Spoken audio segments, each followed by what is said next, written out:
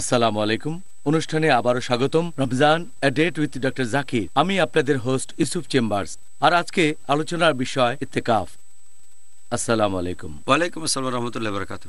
অনেক সময় এরকম একটা প্রশ্ন চলে আসে যে ইত্তেকাফ এটা কি শুধুমাত্র পবিত্র রমজান মাসের শেষ 10 দিনই করতে হবে, নাকি অন্য যে কোনো সময়েও এটা করা যাবে? কি বলেন? ইতেকাফ রমজান মাসের শেষ 10 দিনেই শুধু করতে হবে কি না, এটা আবশ্যিক না। আগেও বলেছি ইতেকাফ হচ্ছে সুন্নত, যদি না মানত করেন এটা সুন্নাহ। ইতেকাফ বছরের যে কোনো সময় করতে পারেন, তবে ইমাম আন-নাওয়ী তিনি বলেছেন সেরা ইতেকাফ হচ্ছে রোজা অবস্থায়, তার মানে রমজান মাসে। আর রমজান মাসে সেরা হচ্ছে শেষ 10 দিন। সবচেয়ে ভালো ইতেকাফ হচ্ছে রমজানের শেষ 10 দিন, তবে রমজানের অন্য দিনগুলো তো বছরের অন্য সময়ও ইতেকাফ করতে পারেন। একবার শেখ আলবানীকে জিজ্ঞেস করা হয়েছিল যে ইতেকাফ কি অন্য সময় করা যাবে নাকি শুধু রমজানের শেষ 10 দিনই করতে হবে। তিনিও একই উত্তর দিয়েছেন যে এটা হচ্ছে আসলে মুস্তাহাব, করলে ভালো। যে রমজানের শেষ 10 দিনে ইতেকাফ করবেন, লাইলাতুল কদরকে খুঁজবেন, তাহলে ইতেকাফ রমজানের যে কোনো দিন বা বছরের যে কোনো দিন করা যায়। সহিহ বুখারীতে বলা হয়েছে, খণ্ড নম্বর 8, বুক অব ওথস অ্যান্ড ভাউজ, হাদিস নাম্বার 6697, হযরত ওমর রাদিয়াল্লাহু আনহু অজ্ঞতার যুগে আয়ামে জাহেলিয়ায় ইসলাম গ্রহণ করার আগে মানত করেছিলেন যে মসজিদুল হারামে 1 রাত তিনি ইতেকাফ করবেন। শুনে নবী বললেন, পূরণ করো। তার মানে হযরত ওমর রাদিয়াল্লাহু আনহু ইতেকাফ করেছেন। মসজিদে তখন রোজা ছিল না। আরেকটা হাদিস আছে সহিহ মুসলিমে, খণ্ড নম্বর 2, বুক অব ফাস্টিং, হাদিস নাম্বার 2641, যে নবী ইতেকাফ করতেন শাওয়াল মাসের প্রথম 10 দিন। আরেকটা হাদিস আছে সহিহ মুসলিম, খণ্ড নাম্বার 2, বুক অব ফাস্টিং, হাদিস নাম্বার 2627, যে আমাদের নবী পুরো রমজান মাস ধরেই ইতেকাফ করতেন। রমজানের প্রথম 10 দিন, তারপর মাঝের 10 দিন, তারপর শেষের 10 দিন। আরও একটা হাদিস আছে সহিহ বুখারী, খণ্ড নম্বর 3, বুক অফ ইতেকাফ, হাদিস নম্বর 2044, যে নবী মারা যাওয়ার আগে শেষ রমজানে 20 দিন ইতেকাফ করেছিলেন। তার মানে শেষ ইতেকাফ করেছেন তিনি মারা যাওয়ার আগে, তার জীবনের শেষ রমজানে করেছিলেন শেষ 20 দিন। এছাড়াও আরেকটা হাদিস আছে যে ফেরেশতা জিবরাইল নবীকে কোরআন পড়ে শুনিয়েছেন 2 বার, এজন্য 20 দিন ইতেকাফ করেছেন। আরেকটা হাদিস আছে সহিহ বুখারীতে, খণ্ড নম্বর 3, বুক অফ ইতেকাফ, হাদিস নাম্বার 2026, যে নবী সাল্লাল্লাহু আলাইহি সাল্লাম ইতেকাফ করতেন রমজানের শেষ 10 দিন। তিনি মারা গেলে তার স্ত্রীগণ এই প্র্যাকটিস চালিয়ে যান। তাহলে বুঝতে পারছেন যে রমজান মাসের শেষ 10 দিন ইতেকাফ করলে ভালো, সবচেয়ে ভালো। এছাড়াও রমজানের যে কোনো দিনে ইতেকাফ করতে পারেন, বছরের যে কোনো দিনে করতে পারেন। জাযাকাল্লাহ খায়ের ডক্টর। এবার আপনার সাথে ইন্টারভিউ পর্বের শেষ প্রশ্ন, যেটার টপিক হলো ইতেকাফ। যে ইতেকাফ করলে আমরা কেমন পুরস্কার পেতে পারি? আপনি যদি ইতেকাফের পুরস্কারের কথা বলেন, আবু দাউদ রাদিয়াল্লাহু আনহু তিনি ইমাম হাম্বলকে জিজ্ঞেস করেছিলেন, আল্লাহ তাকে শান্তিতে রাখুন, যে ইতেকাফ করার পুরস্কারটা কি। তিনি বললেন, আমি কোনো পুরস্কারের কথা জানি না, কিছু হাদিস জানি যেগুলো জয়ীফ। এটা আবু দাউদের মাসাইলে উল্লেখ আছে। এরকম অনেক জয়ীফ হাদিস আছে যেখানে ইতেকাফের পুরস্কারের কথা বলা হয়েছে। যেমন ধরেন, এরকম একটা জয়ীফ হাদিস আছে যেটাকে জয়ীফ বলেছেন আলবানী। এটা উল্লেখ করা হয়েছে ইবনে মাজায়, যে কেউ যদি ইতেকাফ করে আর পুরস্কারের আশা করে এবং গুনাহ না করে, তাহলে সে তার করা সব ভালো কাজের জন্য এখানে পুরস্কার পাবে। শেখ আলবানী এই হাদিসটাকে জয়ীফ বলে মত দিয়েছেন ইবনে মাজা। এরকম একটা হাদিস আছে, সেটাও জয়ীফ। বলা হয়েছে, যদি কেউ ইতেকাফ করে 1 দিন আর আল্লাহর কাছে পুরস্কার আশা করে, আল্লাহ তখন সেই লোক এবং দোজখের আগুনের মধ্যে 3টা পরীক্ষা ছুড়বেন। এক একটা পরীক্ষা চওড়াই হবে পৃথিবীর পূর্ব থেকে পশ্চিম পর্যন্ত। এই হাদিসটাকেও শেখ আলবানী জয়ীফ বলেছেন। আরেকটা হাদিস ইতেকাফের পুরস্কার নিয়ে কথা বলছে, এটাও জয়ীফ। এখানে বলা হয়েছে, যদি কেউ ইতেকাফ করে 1 দিন, আনুগত্যের সাথে পুরস্কারের আশায় তার সব গুনাহ ক্ষমা করা হবে। এই হাদিসটাও জয়ীফ হাদিস। তবে কিছু সহিহ হাদিসও আছে, যেমন এটা আছে সহিহ বুখারীতে খণ্ড নম্বর 3 বুক অফ লাইলাতুল কদর হাদিস নম্বর 2014, যে যদি কেউ কদরের রাতে ইবাদত করে আনুগত্যের সাথে আল্লাহর পুরস্কারের আশায়, তার আগের সব গুনাহ ক্ষমা করা হবে। তাহলে যদি আপনি ইতিকাফ করেন সেটা লাইলাতুল কদর হলে ইনশাআল্লাহ, তবে শুধু ইতিকাফ নিয়ে এমন কোনো হাদিস নেই যে সব গুনাহ ক্ষমা করা হবে।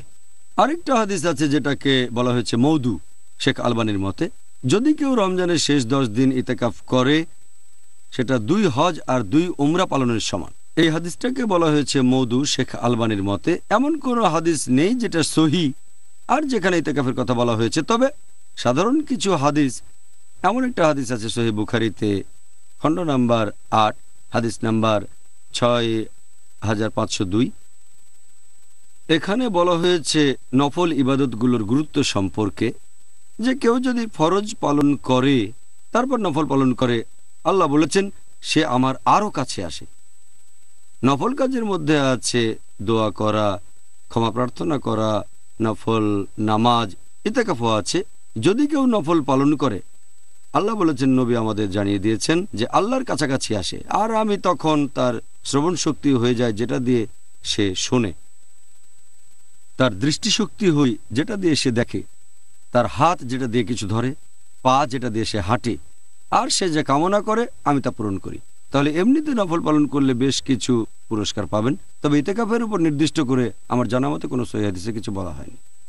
ভালো। আল্লাহ সুবহানাহু ওয়া তাআলা যেন আমাদের সবাইকে উৎসাহিত করেন, সবাইকে সুযোগ দেন যেন আমরা রমজান মাসের শেষ 10 দিনে ইতিকাফ করতে পারি ইনশাআল্লাহ। আল্লাহ তাআলা যেন আমাদেরকে রমজানের শেষ 10 দিন ইতিকাফ করার মাধ্যমে এর উপকারগুলো অর্জনের একটা সুযোগ দেন।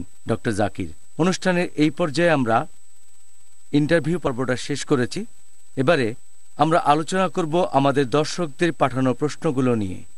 আর এই ব্যাপারটা আপনিও জানেন, সত্যি বলতে আমার চাইতেও আরো ভালো জানবেন। আপনার কাছে দর্শকরা হাজার হাজার চিঠি পাঠিয়েছে, আর দুর্ভাগ্যজনকভাবে এই সবগুলো প্রশ্নের উত্তর দেওয়া আমাদের পক্ষে ঠিক সম্ভব নয়। তবে আমরা এর মধ্য থেকে অনেক প্রশ্ন নিয়ে আলোচনা করব যেগুলো আমাদের কাছে গুরুত্বপূর্ণ বলে মনে হয়েছে দর্শকদের কাছ থেকে যে প্রশ্নগুলো পেয়েছি।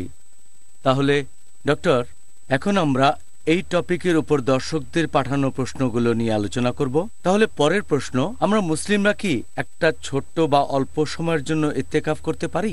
ইতিকাফের সময়সীমার ব্যাপারে কোনো ধরাবাঁধা নিয়ম নেই।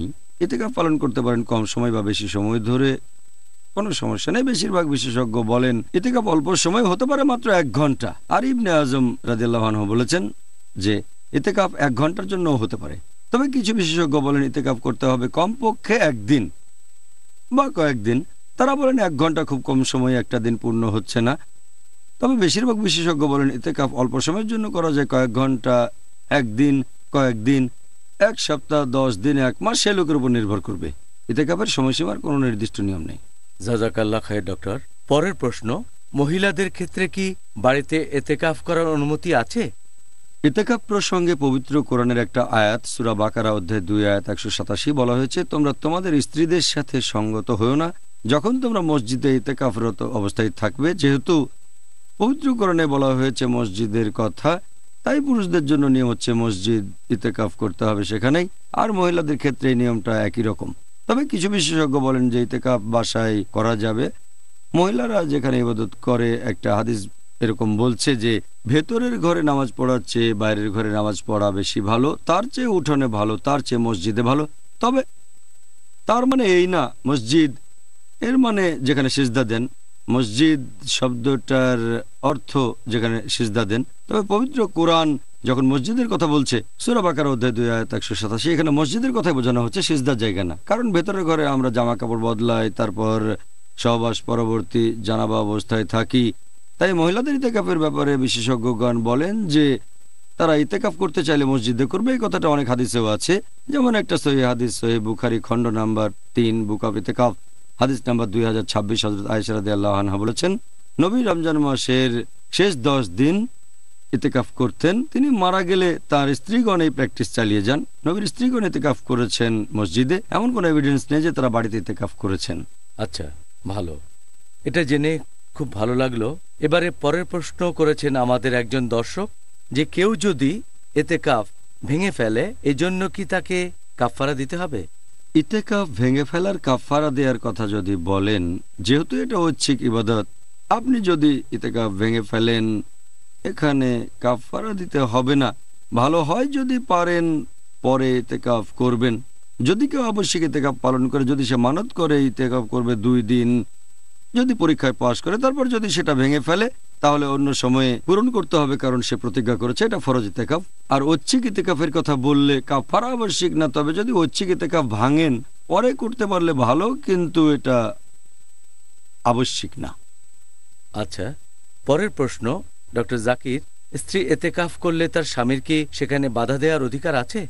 ইতেকাফ একটা ঐচ্ছিক ইবাদত, আর ইতেকাফ করতে গেলে একজন মহিলাকে মসজিদে যেতে হবে, সেজন্য সেই মহিলার স্বামী কিছুটা অসুবিধায় পড়তে পারে। তাই কোনো মহিলা ইতেকাফ করতে চাইলে স্বামীর অনুমতি নেওয়াটা উচিত, কারণ স্বামীর কিছু অসুবিধা হতে পারে। আর স্বামী যদি অনুমতি দেয়, সে চাইলে স্ত্রীকে ডেকে আনতে পারে যদি প্রয়োজন হয়। যদি না সেই মহিলা আবশ্যিক ইতেকাফ করে, যেটা মানত করেছে, এই ইতেকাফ শুরুর পরে স্বামী ডাকলে ইতেকাফ চালিয়ে যাবে, কারণ এটা ফরজ। এটা বাদে ঐচ্ছিক ইতেকাফ হলে স্ত্রী স্বামীর কাছ থেকে অনুমতি নেবে, আর স্বামীর প্রয়োজন হলে স্ত্রীকে ডেকে আনতে পারবে। আচ্ছা, এবারে আমি আপনাকে এই অনুষ্ঠানের শেষ প্রশ্নটা করব ডক্টর জাকির। আমরা কি কাউকে কিছু শেখাতে পারবো অথবা লেকচার দিতে পারবো যখন আমরা করছি এতেকাফ? আমি আগেও বলেছি যে ইতেকাফের সময় সুপারিশ করা কাজগুলো হচ্ছে নামাজ পড়া, নফল নামাজ পড়া, দোয়া করা, ক্ষমা প্রার্থনা করা, তারপর জিকির করা, পবিত্র কোরআন পড়া। তাহলে এই কাজগুলোই করা উচিত। তবে কেউ যদি কিছু শিখতে চায়, বিশেষ করে ইসলাম ধর্মের ব্যাপারে, তখন শেখালে কোনো সমস্যা নেই। অথবা একটা লেকচার দিলেন আপনি, অথবা কাউকে কিছু শেখালেন ইসলাম ধর্মের বিভিন্ন নিয়ম কানুন, এর অনুমতি আছে, কারণ আপনি শেখাচ্ছেন কিভাবে আল্লাহ তাআলার কাছাকাছি যাওয়া যায়। জাযাকাল্লাহ খায়ের ডক্টর জাকির, আমরা আজকের অনুষ্ঠানের শেষ পর্যায়ে চলে এসেছি।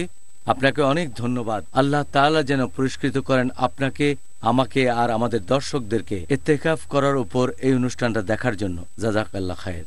ভাই ও বোনেরা, আশা করি আপনারা এই অনুষ্ঠানটা যথেষ্ট উপভোগ করেছেন আর উপকৃত হয়েছেন, এবং ডাক্তার জাকির নায়েকের বলা উত্তরগুলো থেকে আপনারা প্রয়োজনীয় শিক্ষা গ্রহণ করবেন আর নিজেদের জীবনে সেগুলো প্রয়োগ করবেন, যার টপিক ছিল ইতেকাফ। আগামীকাল আমাদের আলোচনার টপিক রমজান, আত্ম উন্নয়ন ও ইসলাহ দেয়ার মাস। তাহলে আগামীকাল আবার দেখা হবে। আসসালামু আলাইকুম রাহমাতুল্লাহি